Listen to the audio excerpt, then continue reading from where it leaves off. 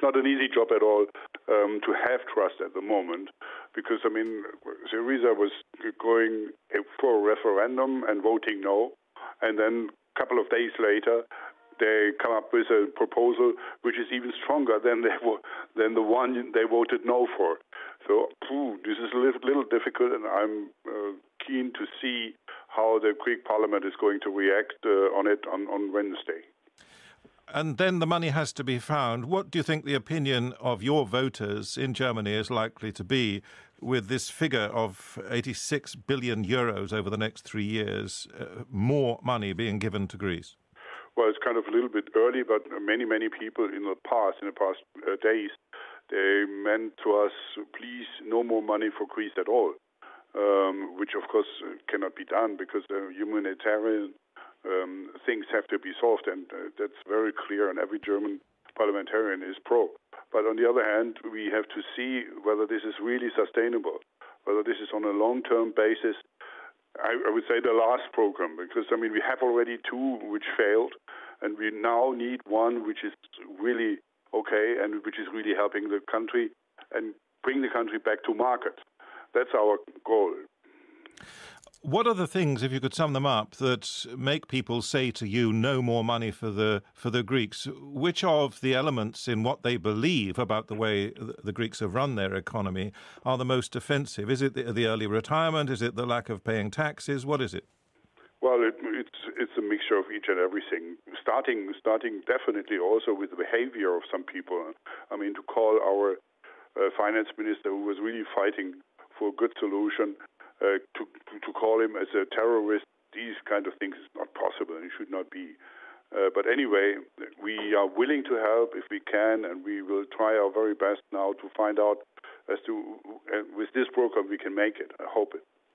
Dr. Fuchs, let me introduce you to our economics correspondent, Andrew Walker, who's here in the studio with me, because with your help, we wanted to look briefly at some of the details. There is a mention of 2.5 billion euros to direct investments, for example. What might that mean, Andrew? Hard to say, I have to say. But the obvious kind of thing that would be of benefit to the prospects for Greek economic growth, which are absolutely central to generating the tax revenues needed to even begin to think about making the debt situation sustainable. But infrastructure is the obvious kind of area, improving the telecommunications, transport, and so forth, to enable businesses to operate more efficiently, generate more profits, pay more taxes. I assume that's the kind of thing, but there is still an awful lot of detail that we need to see, and frankly, an awful lot of detail to be negotiated, because remember, all that's been agreed in the last couple of hours is that they will launch negotiations for a new bailout, and even that decision is subject to approval by the Greek Parliament and by a number of other Eurozone parliaments, including Germany's. Dr. Fuchs, will German industry be interested in investment in Greece now? Well, first of all, we have to make sure that it is now reasonable to invest, because, I mean, under what conditions somebody is going to invest in Greece? He's coming up if he really sees a good chance in the future to get money back. And this has to be clarified first, whether everything is now safe. Nothing has been safe in the last couple of, almost months. So I'm not really that positive that investment will be generated immediately or instantly.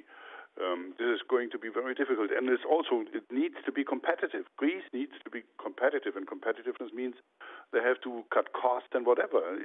Otherwise, they are not competitive. They cannot go back to market. I want them to be back to market. I want them to have a competitive industry, a competitive tourism industry, which is most important. And if that is possible, then Greece is coming back. But this takes some time. It's not easy because, and again, at the beginning of the interview, you mentioned trust. Greece didn't show that they are very much trustworthy in the last couple of months. And I really hope that Syriza has now got the lesson and understood that this cannot be maintained like it has been.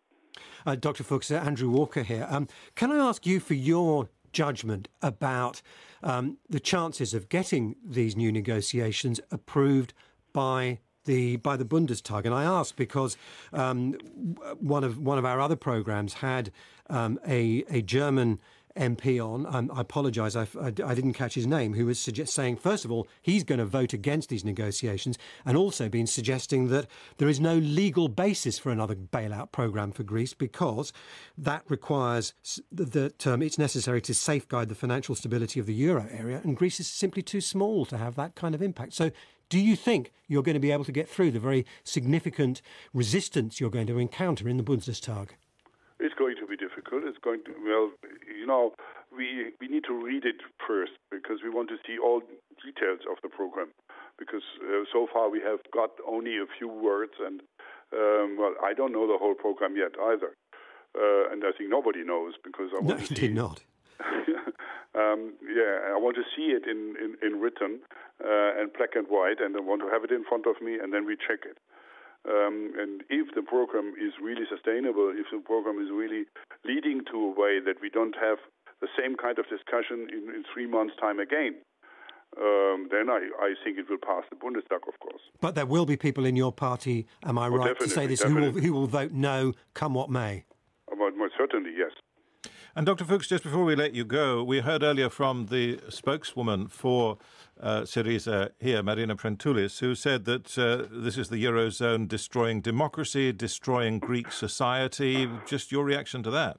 I must say this is ridiculous. Who has made the mistakes? Germany or Slovakia or Finland or anyone else in the Eurozone? No, it was Greek who spent too much money, much more than they have earned. And so this really makes us furious, this kind of work. One more question from me, Dr. Fuchs. I'm Andrew Walker here. I think the point that Marina was making was that Greece is in this situation with this enormous debt from previous bailouts because those bailouts were motivated by a desire not to save Greece, she argues, but to save the Eurozone's banking system. Well, which is also not true because, it was Greek banks having such kind of problems. And we helped the Greek banks to survive. And now to ask us that was a mistake to do it, I think this is ridiculous. They really should look into the history. Sometimes that's necessary.